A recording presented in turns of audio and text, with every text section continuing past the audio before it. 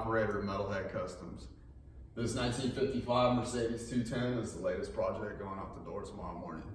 And when it showed up, it needed finished. The customer started everything on their own with their own free will and just a go-get-it attitude.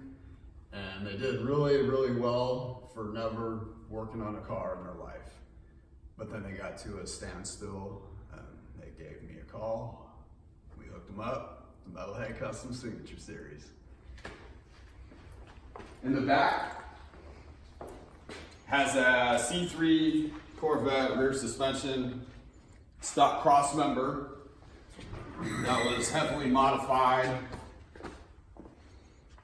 and pancaked and stuffed inside here.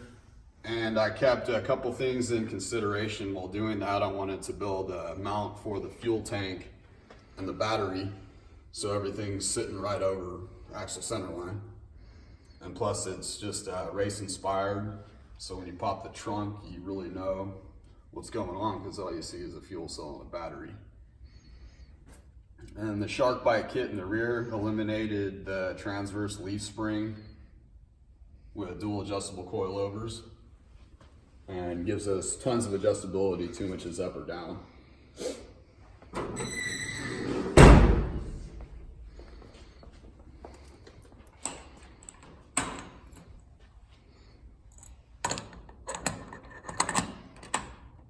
Customer provided the idea and the theme and all the parts. All I did was get really, really dirty and crawled around and made it happen. Since everything in the trunk's dialed in, I'm going to go up to the front. Under the column, I had to finish all the steering. Took a piece of 4-inch tubing and split it down the middle and recessed it in there. And it's got a real clean look on the other side of the firewall. I didn't want to have to pull the engine and trans out to have to weld that side, so I did all the welding from the inside of the car, which was really horrible, I tell you what. No pain, no gain, though. And here's the output shaft running to the gearbox. And it just clears everything. But in a one-off situation, you gotta do what you gotta do to make it work. Once the steering was dialed in, then I did the exhaust system. I'm gonna do some wheel well race-inspired side pipes. So since the space was really tight, chose to use these cherry bombs and lopped off the ends, which gave us another 4 inches of clearance to work with. And the whole exhaust pipe is one piece from this V-band to the tailpipe.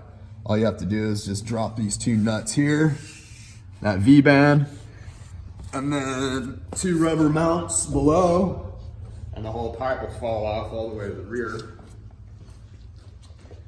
And it's fully polished stainless steel, 2 1/4. So now a nice cackle.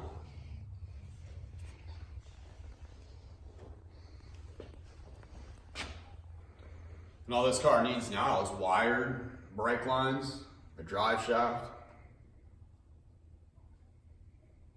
and a heavy foot on the accelerator pedal. And we'll be smoking these tires. Stay tuned.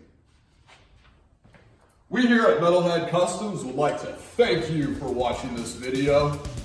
If you enjoyed what you saw, please make sure you like and subscribe. I don't want you missing out on any of the cool and exciting things that we got going on. Thank you.